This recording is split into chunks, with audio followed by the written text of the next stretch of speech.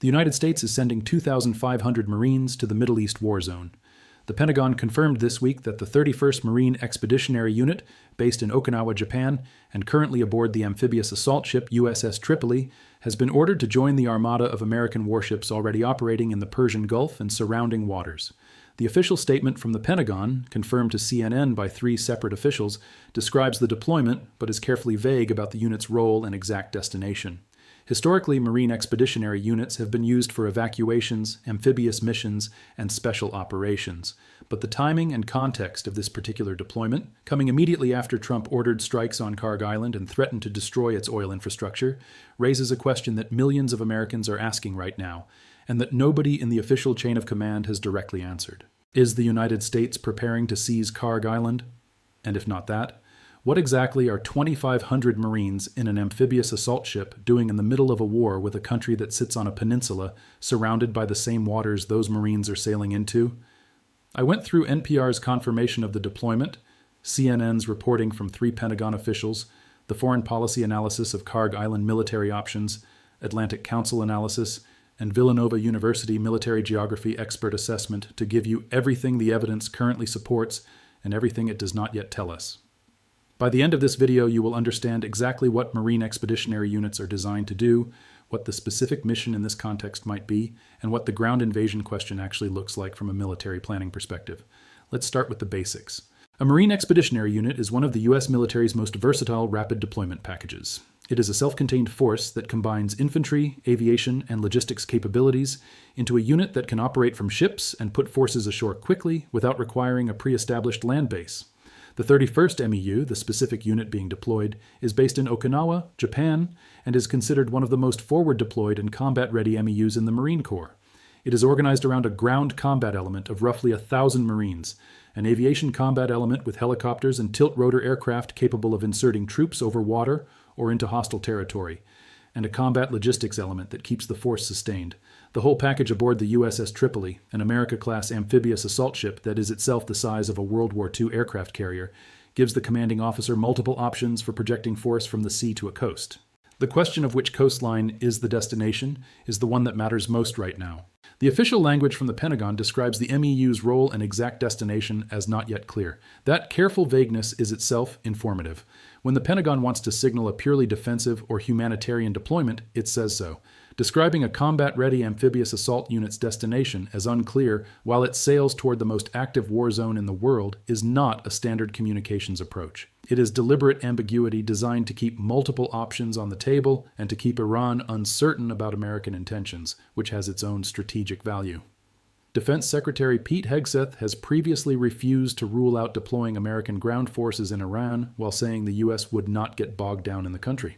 That formulation, refusing to rule out while promising not to repeat the Iraq experience, is the clearest signal of what the ground force option actually looks like in the administration's thinking. The Kharg Island question is the obvious one.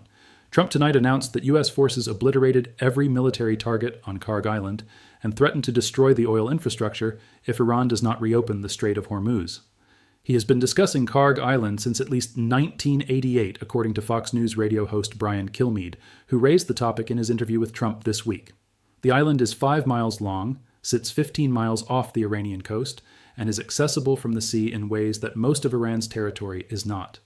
It handles 90% of Iran's crude exports. If Trump wanted to physically seize and hold Kharg Island, preventing Iran from using it as an oil export terminal until the strait reopened, an amphibious assault ship with 2,500 Marines would be exactly the right tool for that operation. Alex Plitzis, a senior non-resident fellow at the Atlantic Council, wrote in his analysis that any use of ground forces in Iran would likely be limited to special operations forces for specific missions.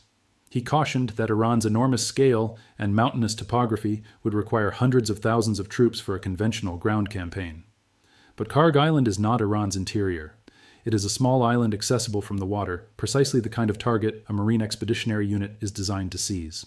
Military analysts who have been studying the deployment offer a range of interpretations beyond the Kharg Island scenario.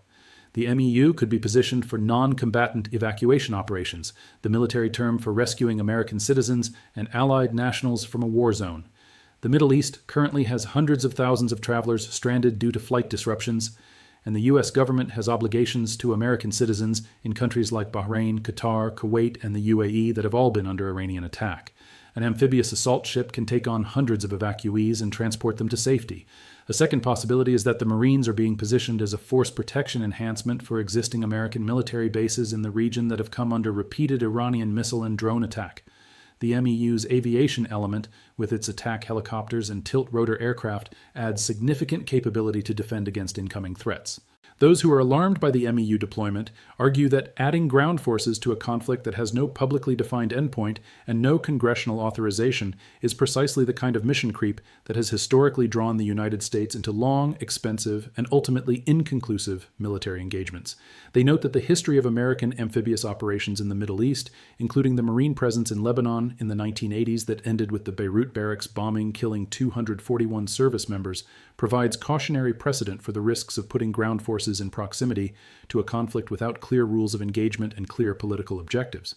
Those who support the deployment argue that maintaining maximum flexibility and optionality is exactly what sound military planning requires, and that having forces available does not mean they will be used in a ground invasion scenario. For American families with loved ones currently in the military, the MEU deployment adds a concrete new dimension to the personal stakes of this war. The service members aboard the USS Tripoli are heading toward a war zone where 13 Americans have already died in 14 days. The nature of their eventual mission will determine the level of risk they face, and that mission has not been publicly defined. For American taxpayers, each additional deployment adds to the $11.3 billion first-week cost that was already staggering by any historical comparison. And for the global community watching this conflict, the addition of amphibious assault capability to the American order of battle signals that the United States has not reached the limit of its escalation options and retains the ability to put boots on the ground if the political decision to do so is made. Let's bring this together. 2,500 Marines aboard the USS Tripoli are deploying to the Middle East war zone. The Pentagon has not specified their mission or destination. Marine Expeditionary Units are designed for amphibious assault, evacuations, and special operations. The deployment comes immediately after Trump struck Karg Island and threatened to destroy its oil infrastructure if Iran does not reopen the Strait of Hormuz. Military analysts say seizing Karg would require exactly the kind of capability an MEU provides and would carry significant risks.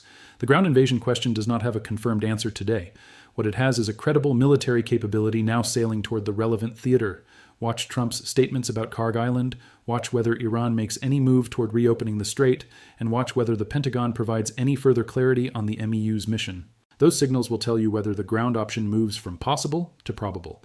If this breakdown helped you understand what the Marines' deployment actually means, please hit the like button and subscribe so you do not miss the follow-up coverage. Drop a comment with your assessment of whether a ground operation is coming. I will see you in the next one.